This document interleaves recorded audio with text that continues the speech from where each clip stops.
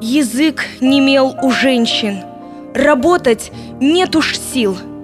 В мозолях все ладони, пришьют им дезертир. И по команде старших сбежалось вмиг село.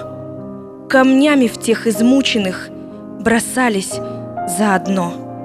С сарказмом конвоиры: вот так вам, по делам! Удары очень сильны, у мучениц надлом.